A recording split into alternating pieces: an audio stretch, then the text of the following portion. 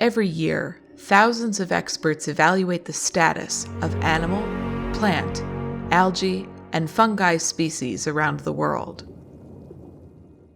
Using a common language of assessment, they categorize each species' risk of extinction on the IUCN Red List. The Red List provides a barometer of life. And every year, the outlook gets worse. More than 31,000 species are currently threatened with extinction. Most because of human action.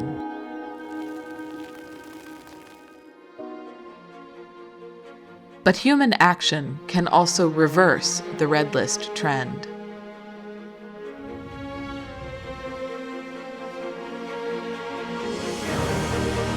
So conservationists, governments, and communities around the world are joining forces, activating tried and tested IUCN tools in a coordinated effort to assess, plan, and act for wildlife.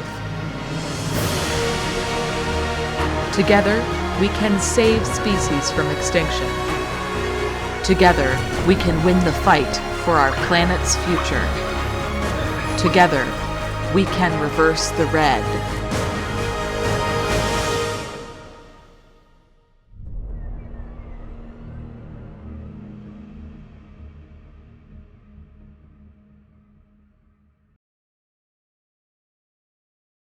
Welcome everybody to another Reverse the Red webinar. I'm Jenny Gray. I'm joining you from Melbourne, Australia, from the land of the Wurundjeri people of the Kulin Nation.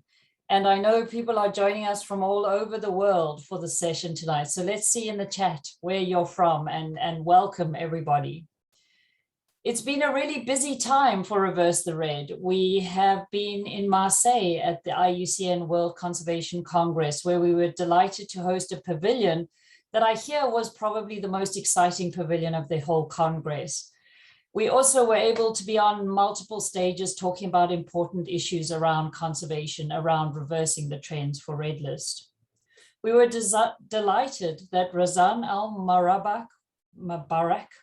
was elected as the president of the IUCN. And if you haven't heard Razan speak and you'd like to know more about her, please catch the webinar that we ran on the 9th of December 2020. And spoiler alert, Razan will tell you all about her favorite species, along with the work she's been doing to help save species and reverse the red trends. Well, everyone wants to know how to reverse the red trends, and the first thing they want to know is how they're going to fund it. And so we've had an incredible turnout for tonight, and I'm just glancing through the list. You'll see people coming in from all over the world.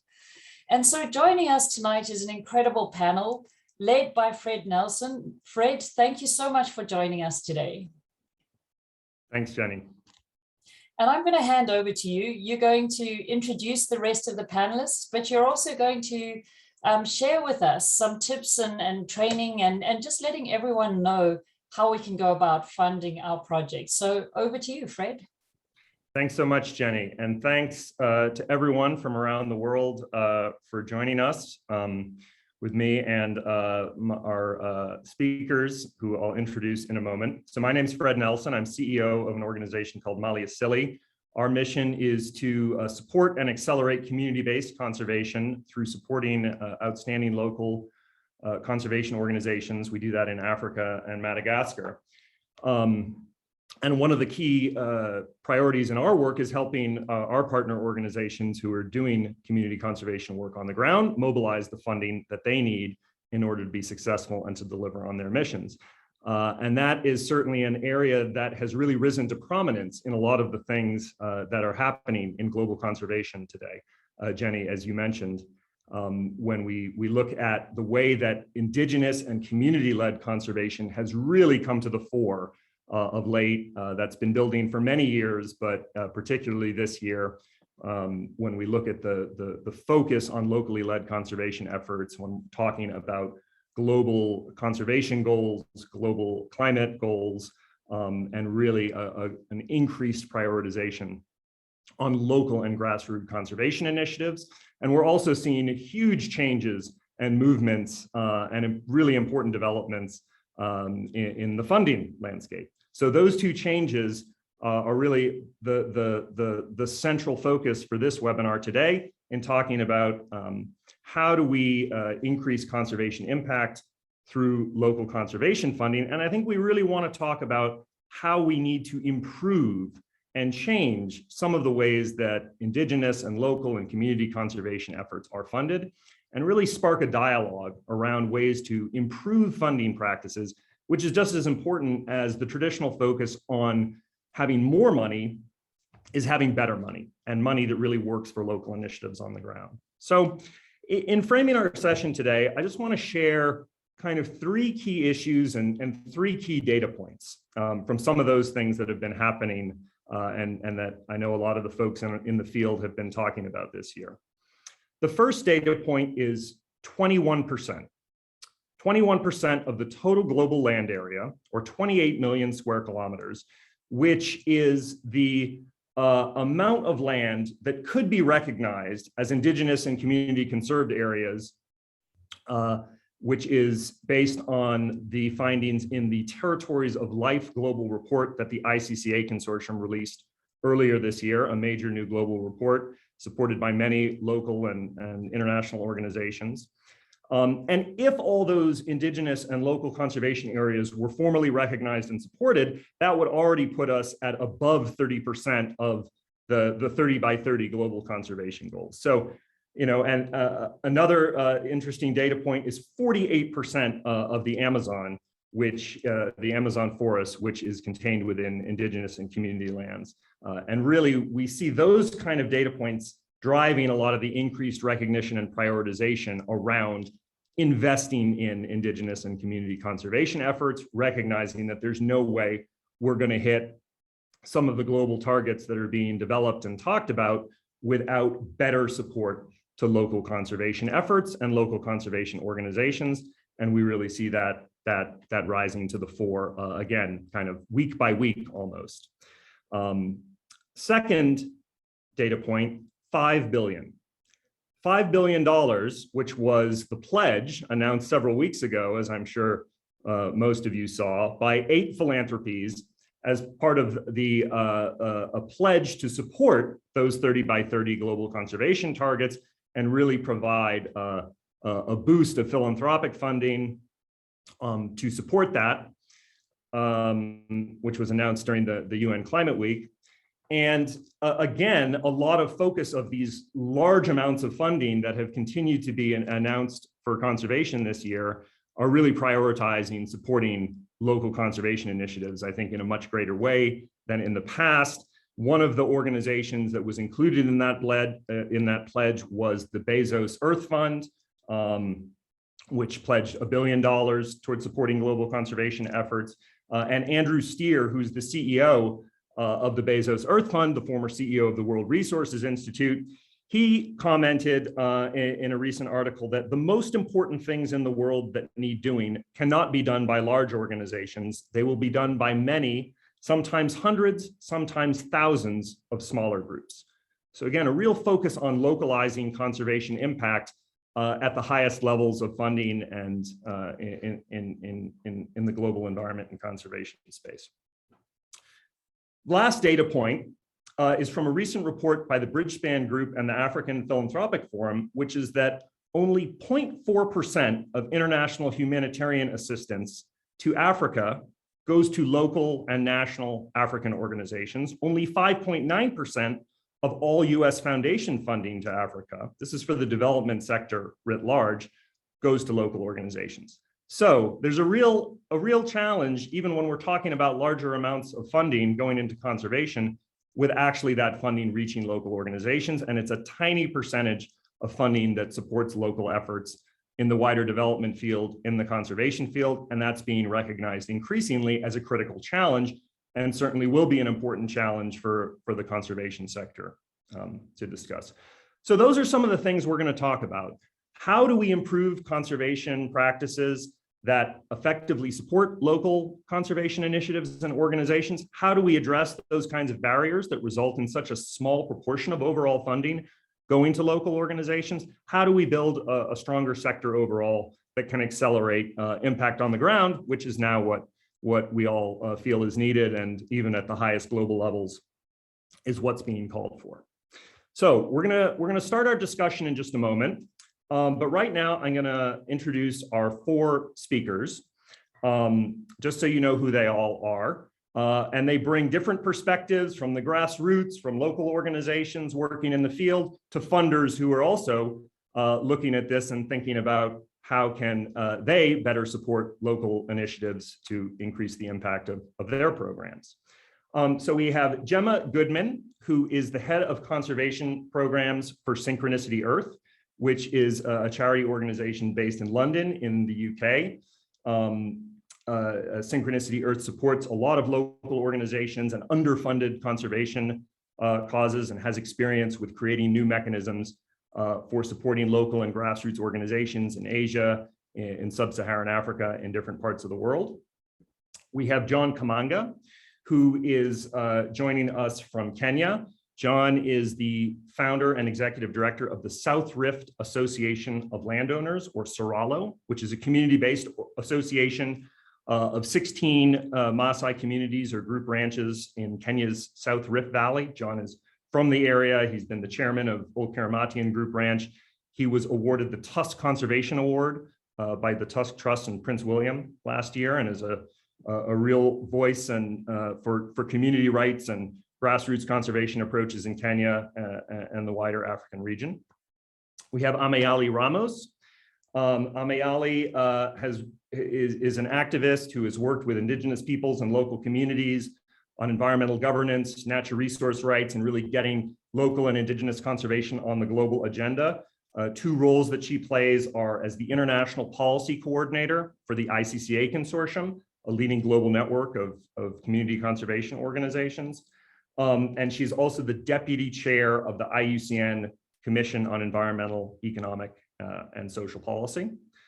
Thanks for joining us, Ameyali. And then last is Annette Lanjouw, who is the CEO of the Arcus Foundation and the head of its Great Apes program. Arcus is a US and UK-based private foundation with a particular focus on great ape conservation. Annette has worked on great ape conservation in Central Africa as a research and scientist and conservationist for much of her career prior to leading Arcus.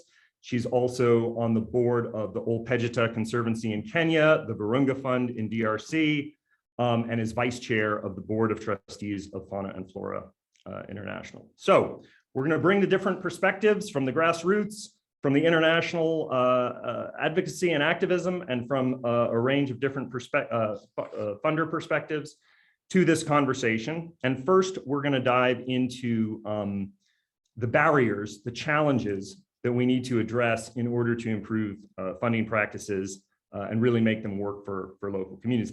Let me also just say first that feel free to put questions in the Zoom chat. We'll have some folks who will be answering those, some questions as they come up, and then otherwise we'll be monitoring them for discussion and try and incorporate them into some of the questions as we have time during the course of the webinar. So what are the key barriers? What are the key challenges for local organizations getting the funding and the resources that they need? We're going to start with John Kamanga from Soralo. And John, share your perspective. Thank you very much, Fred, for that great introduction. And hi, everyone. Yeah, the question you're asking, Fred, is the challenges that local organizations have in accessing resources, and particularly funding, to be able to further the cause of conservation in Africa.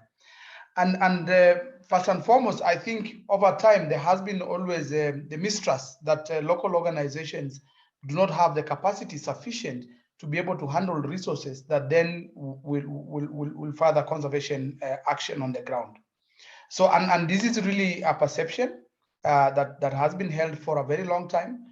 I think things are changing. I think today we have a lot of local champions who are able and have the capacity to a certain level to be able then to start to be the voice of supporting community conservation. I think the other barrier that I see a lot, Fred, and you alluded to that, is we have had the notion of community-based conservation.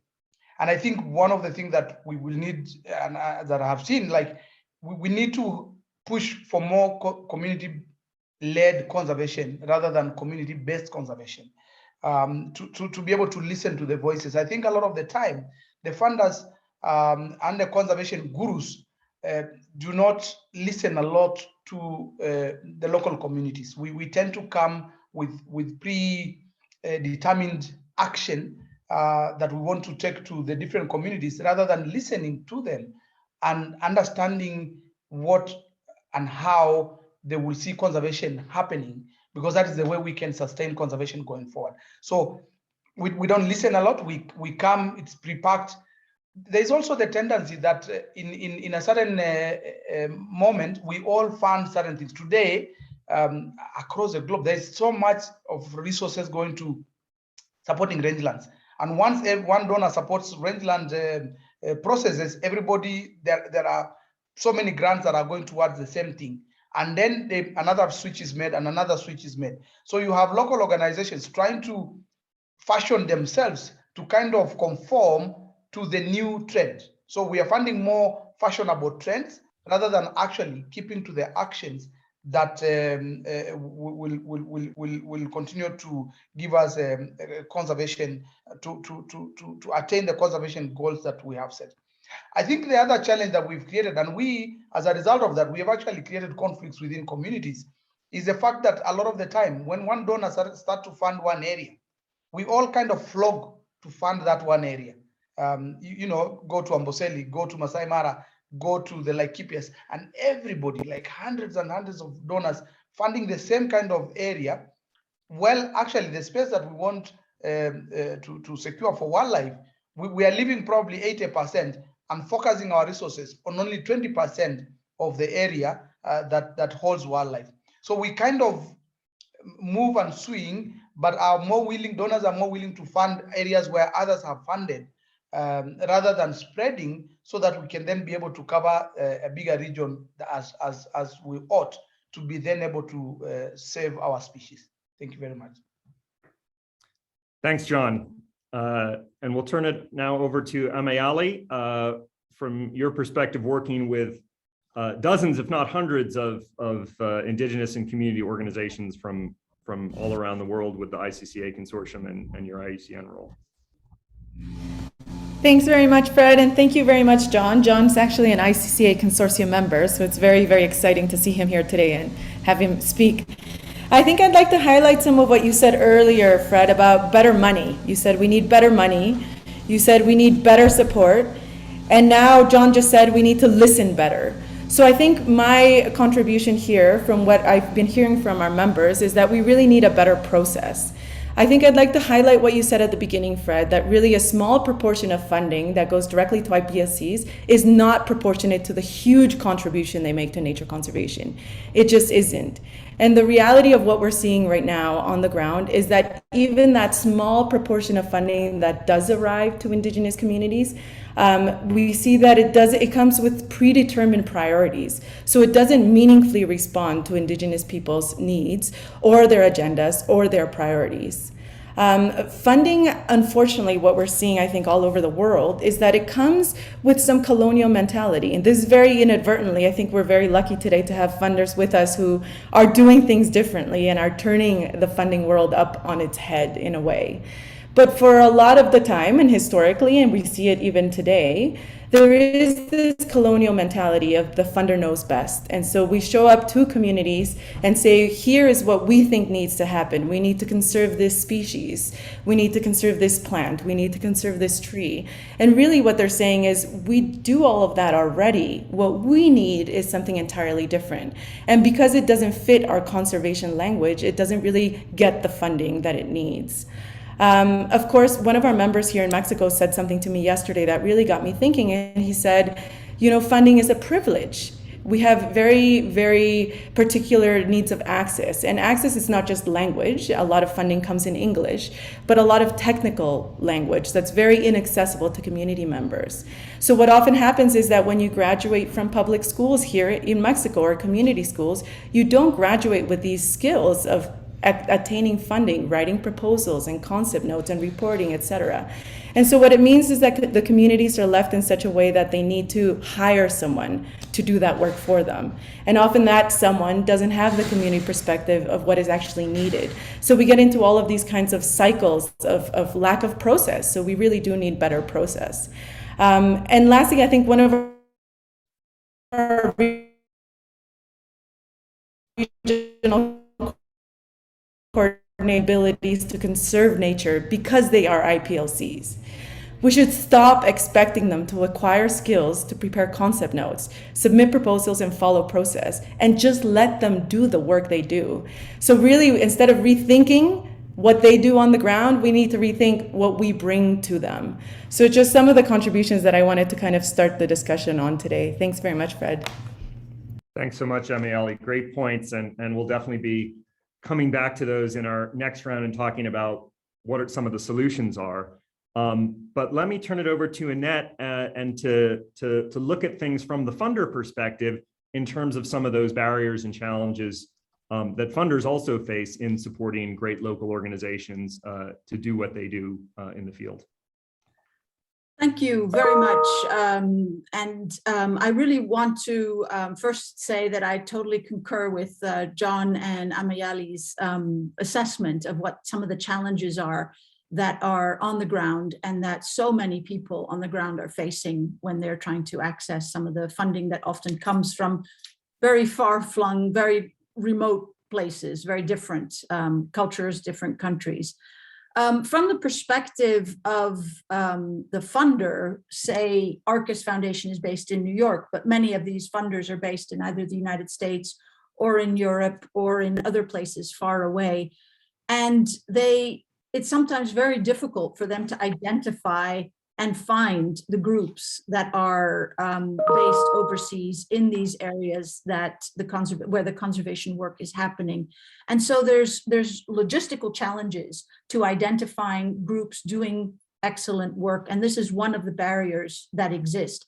I'm not saying it's a barrier that doesn't have solutions, but it's definitely one of the barriers that exists.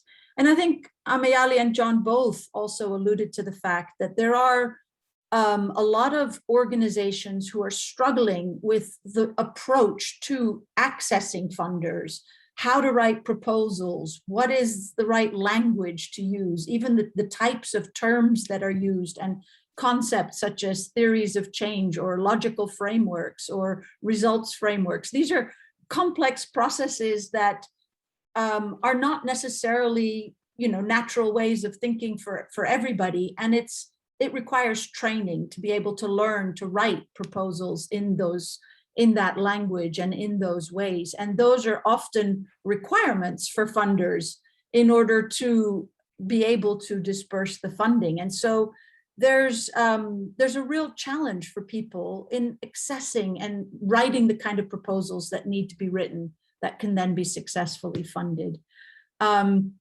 And for funders, there's often the challenge as well of the transaction costs of writing many proposals to smaller organizations that are in these remote areas. And so it's sometimes really hard to make many small grants, and it's much easier for a funder to make a large grant to an organization that can accept large budgets. And for some funders, that is the venue, or that's the way they choose to fund. But then the last point that I wanted to make that I think is a reality, and it's part of human nature probably, is that many funders, they don't fund a project specifically.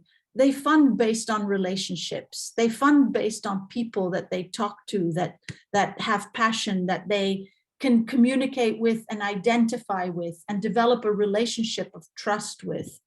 And I think that they fund in the relationship sometimes rather than the outcomes.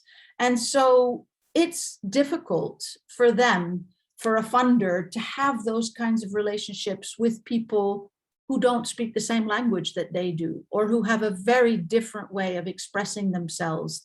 And even if they understand that the work is really important, it's sometimes hard to feel that connection. And I think that that is a barrier that for some funders can get in the way of successful funding relationships. So I just wanted to add those as barriers. I mean, the Arcus Foundation is working on solutions to all of these, as are the other members in the panel. But these are some of the big challenges that face many funders in the field. Thank you. Thanks, Annette. And I just want to emphasize one of the points you make, because this is something we talk a lot with our partners, such as John's organization in Africa, that it's often easier for funders to make large grants than smaller grants. And the smaller grants, smaller flexible funding is often what local organizations really need, to align with what they're doing. But the transaction costs of making and managing 100 $20,000 grants rather than a handful of $1 million grants for many funders who often don't have a lot of staff or a lot of capacity, it can be a big challenge. Yeah. And I know Gemma from Synchronicity Earth has a great deal of experience in that space. So we'll turn it over for you for a final reflection on the barriers and challenges in this space. Thank you, Fred. Yeah, I mean, I think a lot of the things that have been said already really do resonate. And as John said earlier, funders do come with their own agendas and their preconceived ideas of what needs doing. Sometimes it's based on experience, sometimes it's not, but rarely is it based on as much experience as the local organisations have on the ground. And I think one of the major problems is that funders come in and kind of contract for particular outputs and projects that they want doing rather than buying into the organisation as a whole. And I think that plays into the concept of the short-term funding, the project-based funding, which not only is problematic for the organisations, but it also creates an increased kind of power dynamic between the funder and grantee, which was also touched on earlier, in that it means that the funders kind of, they play the cards and they have the power over the grantees because of the fact that the grantees really have to bend to them to get their basic needs covered. And this is, detrimental to conservation as a whole because it's not focusing on the niche or the need of the organisation by doing that. And I've also found, kind of from my own experience as a grant giver, that often when you do say to grantees, well, what is it you'd like funding for? What are your priorities? They'll find that quite odd and kind of bounce the question back and say, well, what do you want to fund? Why are you asking me this strange question? What is it you're interested in? And I think that, stepping away from that idea of being led by the donor is really important. And also it just shows that we're kind of, as a collective together, we're kind of conditioned into thinking that that's the correct model to go. And my second point, in terms of a key barrier for funders, which has also been mentioned by Annette, is the kind of high level investment required from funders to find strong local groups. Obviously, there are many of them, and you need to support a lot to have an impact. There's often context and language barriers. And I think, in Synchronicity Earth, we decided, don't do a call for proposals, we'll do the research and find those organisations. But in doing that, you still miss many of the great groups out there, and it's massively time consuming. There's kind of no one solution currently for how to do that. And I think the other problems are you're still forced to comply with the Charity Commission and your own governance systems. And without feet on the ground, you've got a huge array of language barriers to tackle, and it's impossible to access certain groups. For example, in one of the regions we work in Synchronicity Earth, in Melanesia, there's estimated to be up to 1,300 languages, 200 islands, and 11 million people. I mean, how do you find those groups on the ground when you're kind of sitting in a Western institution? And I'll leave it there and turn back to Fred. Thanks, Gemma. Great. Well, a lot of really important points there coming out. And I think, as Ameyali said, a lot, and as everyone touched on, what we're after here is how do we have better money, better support, better listening, better relationships. A lot of what we're talking about here are really around relationships and partnerships that are going to enable great local organizations to deliver. Yeah, and I think one thing also worth highlighting is that this conversation, and part of why we really want to have this today, this conversation has been going on in the wider social sector and in kind of venture philanthropy and social entrepreneurship in the development space for quite a number of years. There's a lot more conversation around the need for unrestricted funding, investment in organizations, moving beyond projects and programs, which is still how most conservation funding is structured, and investing in organizations. There was a recent article in Manga Bay by Byron Swift around trust-based philanthropy. And again, starting to raise some of the same questions that we're raising here today.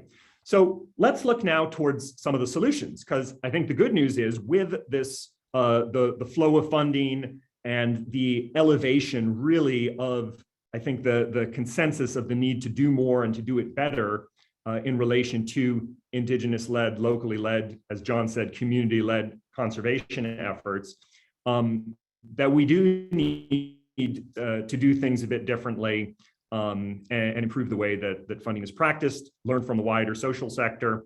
And so, and that there are things that are being done differently. There are new models that some, such as some of those here today, are working on or experimenting with. So John, let's turn it back to you. What do you think needs to happen to, as we've been saying, have better funding, have better partnerships, have a better value chain of funding that supports local initiatives such as yours at Serralo? Thank you, Fred. Fred, I think, first of all, for me, I think we all have a reason to worry. Because if we are receiving funding from different donors, and we're saying that it's only 5.9% that goes into field conservation, where is the rest of the money going? And yet we are trustees, we are receiving money on behalf of people to do conservation, and then we only are putting 5%. For sure, we should actually be, have a guilt on how we are using monies that are entrusted to us. You can imagine if we start to open up a little bit, even to put 20% of that money into conservation. Really, a lot of the local organizations are very cheap to run, because the overheads are not that high. But now we receive 5%, and out of that 5%, it's also restricted so that then you're only allowed to probably put 15 or 20% into your overheads. I'll tell you, last year was our best as an organization in terms of funding. But the one person out of 100 people who are employed, the one person who had difficulties paying is the director of the organization. Because of the restrictions that have been put, it becomes very difficult for people. And then how are you supposed then to run that organization if you are not able to even resource? So donors will need to start to create a balanced environment of, like, when you fund, let's get the chance so that then you are sure that actually your money is going to be used to fund the right things. That is really, really important. So that then we can up and be able to support. The long-term support is another thing, because in a lot of the programs that we've been running for 15 years, it probably takes you 3 or 4 years to actually get the communities buy-in. But yet most of the granting happens in 2 years, 3 years. So what happens? Only by the time the grant ends, we are only starting to actually get a relationship with the community. How are we supposed to move forward, right? So you invest in 2 years, but actually this program needs to be a long term. And then from year one, you ask, sustainability. How are you going to sustain? If we are not a business and we're not making money, and we are all, our business is conservation, and that is what the business of the donors are. How am I supposed to make a sustainable way of getting money to sustain programs for the next 5 years that you've just scratched? And a lot of the time, that ends up being a problem, because if we start a program and stop it halfway, we will actually have reversed the trend of the gains that we make in conservation. So I think we need to start to trust each other a lot more. I think we need to, yes, build and invest in those local organizations so that then they have the capacity to be able to receive and deliver, right? So it's not enough to say we can't trust them, but it's our role to then build the trust so that then they can, be able to manage the resources that are given to them. Yeah, so I think I'll say that for now. Yeah, thank you. Thanks, John. Great points about some of the structural aspects of funding and some of the specific things that we need to change in terms of the way that funding is structured, the long-term versus short-term. As we all know, really achieving impact on the ground is a long-term investment and an investment often in organizations such as yours. Ameyali, back to you in terms of ideas on the solutions, what needs to change and what we need to do. Thanks very much, Fred and John. And I think, can you hear me? I'm getting an internet connection unstable, but you can hear me? I'll turn my video off. No? Yep. So we've added better what is this? Better process. Okay, I'll turn the video off just so we can hear you better, hopefully. That's better. So really, that's better. Okay, perfect. So here are some ideas for how to improve the process to respond to Galio's question there in the chat. I really believe that we should fund a community self-strengthening process. As conservationists, we should move away from funding conservation actions and really fund the community's self-strengthening process, because it is through this process that custodian communities define their priorities and enhance their connection with their lands and territories. So really, the best long-term investment a conservation funder can make is in this community self-strengthening process. That'll be the most sustainable conservation outcome in the long run. Another comment there that I'd like to put out there from our members is that we need to fund outcomes and not outputs. As a member says to us, there's an obesity of documents already, and it hasn't gotten us anywhere. We have tons of outputs everywhere. What we need is tangible investment in outcomes that respect the self-strengthening and self-determination of Indigenous local communities. Where direct investment isn't possible, I firmly believe we need to invest in local to global partnerships that meaningfully respect Indigenous communities and their priorities. And this is what Gemma and Synchronicity Earth do so well. They're really different intermediaries that work directly with local communities that are willing to be bold and take a stand on how funding should work. There are, just to rescue a little bit of what you've said, Fred, there are a lot of movement in the funding and social justice spheres. We have edge funders. We talk about trust-based funders. So there is a lot of work being done beyond the conservation world that we should rescue from and learn from as well. There's trust-based philanthropists here in Mexico where if funders could be a little bit bold, they could fund, the Fondo de Acción Solidaria, which is mentorship and direct investment in communities. For me, I think one of the silver linings to all of this is that so far we haven't heard anything about needing better work on the ground. I think we all agree that what's happening on the front lines of conservation, especially by custodians in their territories of life, is profoundly astounding. So really what we need to do is reimagine ourselves as funders, as partners. We don't need to change the work they're doing on the ground. We need to reflect and change ourselves. And I'm going to take poetic license because Fred did introduce me as an activist. So I saw a question coming in of how do we reconcile this for funders who need to report on metrics? The MRV is something that I saw come up on the chat. And so this is my poetic license to really be an activist and invite everyone to reconsider what is important.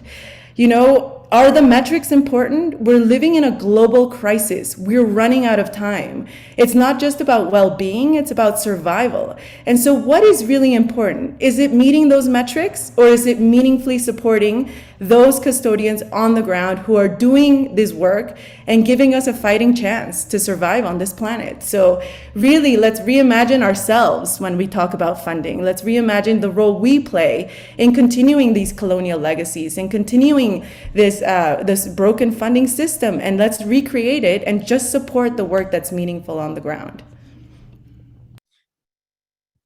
Great stuff, Ameyali, and great articulation of kind of the new funding agenda, funding organizations, processes, and outcomes rather than actions, projects, and outputs.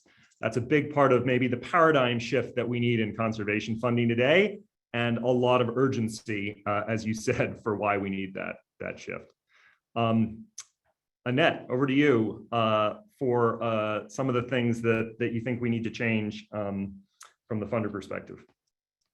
Yeah, I mean, I firstly would really like to build on what Ameyali was saying in terms of funding much more directly the organizations that are on the ground and who are the custodians of the land and who are doing the work, and trying to sort of avoid always having to go through the international NGOs in order to do that.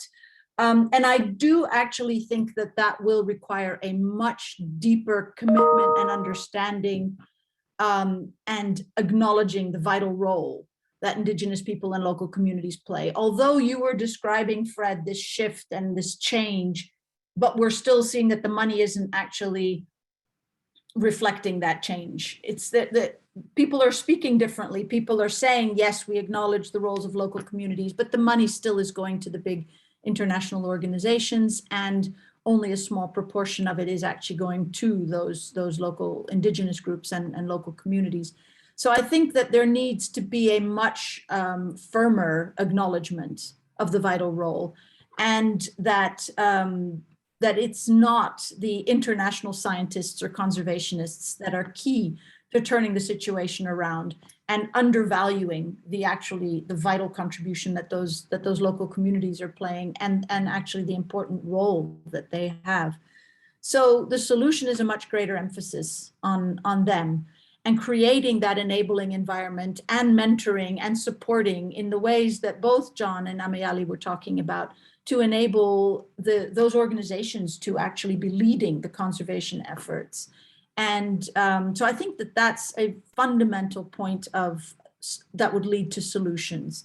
I think there are a few sort of simpler things that funders can also do. One is just making themselves more accessible, listening more, as both John and Ameyali were saying, but also opening up the processes that they have to being much more accessible for people who come from a different culture, who have a different language, who may not have all the technological facilities, and who may actually be more comfortable, for example, in a different language, or giving an oral report versus a written report, or, you know, lots of different adjustments that you can make to just make yourself more accessible as a foundation. So I think that that's a commitment that foundations can and philanthropic organizations can make. And then the last item, and I think, you know, Gemma also mentioned how difficult it is to know who all the players are, who's doing the work, who's focusing on what. And so funders can actually work together and collaborate to reduce some of those risks, and to also share information and knowledge and mitigate risks and share expertise, and build their comfort levels, build their understanding, and not need to be specialists in every site and in every place, but actually work together so that they increase their ability to support multiple small organizations in those areas that they don't know very well and maybe feel a bit uncertain about in terms of investing. Trust-based philanthropy is vital, but it does require trust, and it requires, a sense that you know enough that you are able to trust. And many of these places are very difficult and remote for many funders. They don't go very frequently. They don't necessarily know them terribly well. So it's hard to develop trust. And I think by collaborating, you can reduce some of those risks and build those comfort levels. those were my points. Great, thanks, Annette. And I think really important there, mentioning those two words, risk and collaboration. And risk is a core part of some of the barriers, the risk that funders perceive in investing in smaller organizations that may not have as much of a known brand or speak the language of funders, as some of the challenges that everyone related to, and then how collaboration can be used to kind of de-risk investment in local organizations. And I will then turn it over to Gemma for some additional thoughts and maybe examples on collaboration and how that can help support local organizations. Thanks, Fred. Yeah, I mean, I think I just wanted to briefly kind of reiterate what John said right at the start. And I think because we're both a donor and a recipient of funding, just to kind of highlight that, core flexible funding is really the most valuable thing that a funder can do. Especially for local organizations where they can't necessarily cover those costs elsewhere by taking, small percentages of overheads from projects. So I just wanted to highlight that I think that really is key. Another thing that I think is really important is providing skills building and organizational strengthening support. But I think it's important that this isn't led by the donor and that this is led by the local organizations themselves, and that they're asking for help in things that actually help them further their objectives and vision, rather than help them report better to the donors and comply to the Western's requirements. And I also wonder whether there's kind of a stepwise progression towards the model of funding more local groups. It might be too much to ask some donors to kind of radically change overnight and, go from funding the very large bingos to funding all the small local Indigenous-led groups, but perhaps there's a kind of stepwise change. And to do that, perhaps we need to think of as a donor community of creating mechanisms that allow that, so that grantees can access longer-term core funds, and also so that donors feel they've reduced their risk or perceived risk, and that they can actually find these organisations and manage the administrative burden. So one thing that we try to do, and we've been trying to do this for 10 years and still have a lot to learn, but we have pooled funds for both our amphibian and Congo Basin programs, which means that a diversity of small local groups can be funded for longer term periods, often for core funding, and several different funders kind of put into that. And I wonder whether one of the things that donor communities can do is start to trust one another more as well, and understand where there is expertise in terms of getting that money to certain issues or areas or whatever is the focus, and using that expertise out there to distribute funds in a slightly different way. So yeah, that was really my last point, and I think everyone else has covered everything very well. So I'll pass back to you, Fred. Thank you. Great, thanks, Gemma. And as everyone's been saying, I think this learning from what's happening in the wider social sector, in the wider development field, there's a number of comments coming up in the chat on that. There's a lot of talk around co-impact, which is an initiative with the Gates Foundation and a number of other big foundations of pooling funding together in order to reduce transaction costs, reduce risk, and direct funding around a shared set of outcomes, as Ameyali referred to. Just some example, but again, a lot of opportunity for learning there. So we've got about 10 minutes left. I think let's just do one more round of input from everyone. We've had a lot of questions and discussion in the chat from everyone. What we really wanted here in this session was to spark a conversation, right? Start thinking about what is an agenda that brings in funders, that brings in local and grassroots organizations, international networks that connect different parties for improving conservation funding, for having that better funding, better support, better partnerships. What does that look like?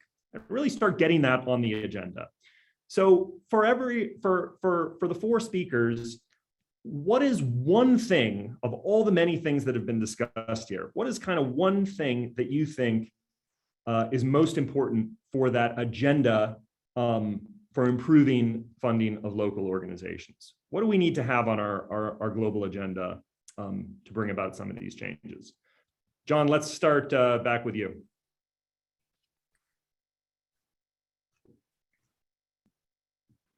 Thank you, Fred, for that last question.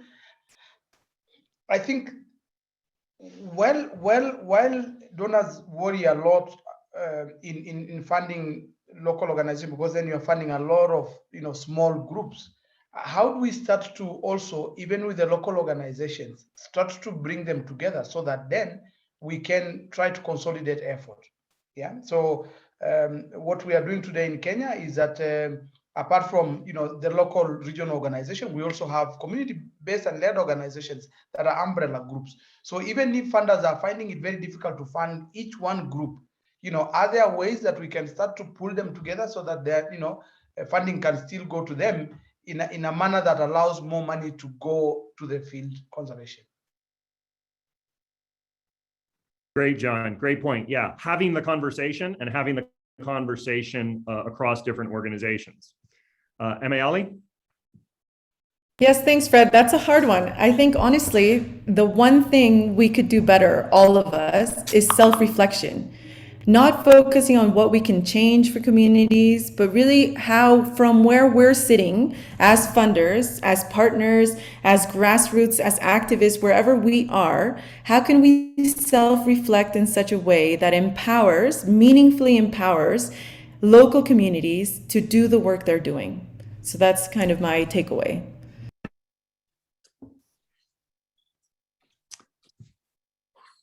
And Annette, over to you. Yeah, I mean, I think if you were to ask me for two key words, Fred, then I would say listening and respect are the two key words that I would want to underscore.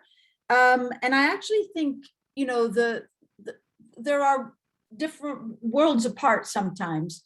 And what we really need to do is create those platforms that enable people to actually share experience and listen and hear each other. I think for donors, it's really, really important to hear and to create opportunities for listening and to make their fundraising strategies much more focused on a process that embeds the listening into that process, rather than, this is what I want to achieve, this is how I want to achieve it, who are the organizations who can help me achieve it, which is very much the approach that many donors take. I think what it would, having more an approach that builds the listening into the process much more effectively would allow trust to be built, but it would also allow those relationships to be built. And I think the comfort level with relationships that look different than the relationships that currently donors are building with grantees. And I think that at the moment, there's a change, it's a process, it's going to take time. But I do think that listening and respect is the one way that we can get to that other point and to that other place. So yeah, very simple and idealistic perhaps, but that is what I think is what's needed. Great, thanks Annette. And Gemma? Yeah, I mean, it's a hard one. I could say lots of different things, I think, but I think one of the key things is probably coordination to kind of move the agenda forward. I think we all need to work better together, but also a reframing of kind of that power dynamic that I think I mentioned earlier. And instead of seeing the funder as the one that kind of dictates, we always need to reverse that. And in line with that, I think something that I always harp on about probably, but is core funding and long-term funding, and building the trust so that you can give that core funding over the long term. Great. Good. Well, we've got a few more minutes. So let's just do a final quick round. We'll go in reverse order and start with you, Gemma. What is just one thing you're excited about from what you heard here today and taking forward in your work? And everyone can weigh in on that. Thanks, Fred. Well, clearly there's quite a lot of appetite for changing things. It's really nice to see how many people have turned up to the webinar and from how many different countries. So I think that's really exciting. And I think while sometimes the kind of headlines of all the big bucks being declared can be slightly disconcerting when you don't know how it's actually going to happen, but the fact that the intention is there and that it's being talked about a lot more it's come a huge leap from a couple of years ago. So I think that's really exciting for me. Thanks, Gemma. Annette, what's got you excited today? Yeah, I'm really sorry, but I'm going to say the same thing Gemma just said, and I just think the fact that there are so many people on this webinar, there are just amazing questions and comments and input in the chat that, I'm struggling really to focus on what the speakers are saying, but also to follow what's happening on the chat because it's just buzzing. And I actually think there's a shift in attitudes in funders, but there's also a voice that is so much clearer and resonating from the local communities that is bringing us all closer together. So I'm extremely grateful for Ameyali and John for the excellent points that you've made, and I totally agree. And I think that these kind of conversations are what are going to bring us closer together and hear each other and listen with respect, so that unfortunately it's the same points that Gemma was making. Thanks, Annette. Ameyali? I think it's hilarious that we're all in agreement with this. I think what Gemma and Annette were saying as well. Honestly, what's most inspiring to me is the collective. I am so grateful for everyone that turned up. And I know in each and every participant here, I wish we had the opportunity to really hear you and listen to you, because I'm just following the chat and I'm astounded. I will take a lot away from the discussions and the questions posed there and take it back to our members and our grassroots organizations to share some of what's come out of this. But really, I'm inspired by the collective. I think we all contributed to the crisis we're currently in, inadvertently maybe, but we're all part of the crisis. And I find that the solution is in the collective. I think if we're all able to work together in meaningful and profound relationships in really positive ways, then there's a chance. And so I'm really inspired by that, by the collective. Thanks, Ameyali. John?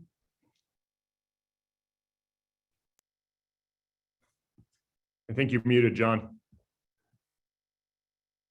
I think I'm excited to see the number of people who turned up, to this webinar. It just tells us that people, although we progressed a lot in conservation, that there is still quite a bit that we need to do.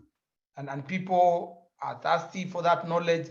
People are still asking a lot of questions. And that's how, people are coming to listen. And I think what could be good is to continue this dialogue. Because today it's us, the panelists, who've been speaking, but it would be good to hear the voices. In as much as we are saying the donors need to listen, we also need to listen to each other, so that we can be able to, speak one language, speak one voice, and I think that way we will go a long way in communities conservation.